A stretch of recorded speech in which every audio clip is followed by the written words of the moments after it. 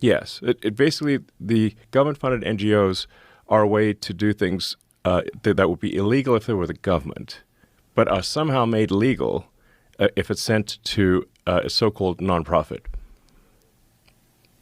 But these nonprofits are then used to, people cash out these nonprofits.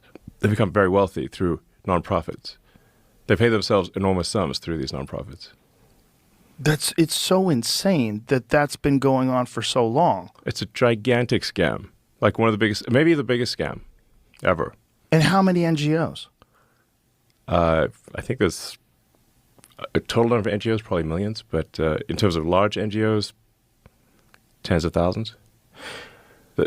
I mean, it's actually it's kind of a hack to the system where someone can get an NGO stood up for a fairly small amount of money. Like George Soros was really good at this. Like George Soros is like a system hacker. Like he figured out how to hack the system.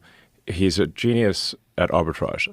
I mean, these days he's pretty old, but a genius at arbitrage. So he figured out that you could leverage a small amount of money to create a nonprofit, then lobby the politicians to send a ton of money to that nonprofit, so you can take what might be, a $10 million donation to a nonprofit to create a nonprofit and leverage that into $1 billion NGO.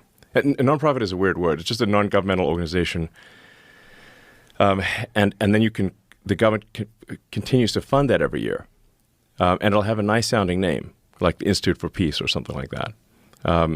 But really, it's a graft machine. And what are the requirements with that money? What do they have to do? Just really no requirements at all. So they just get grants and the government just assumes that they're doing good work. I think a lot of people in the government know that they're not doing good work. But it's a giant graft machine. I mean, but surely people online are like unpacking this. Right.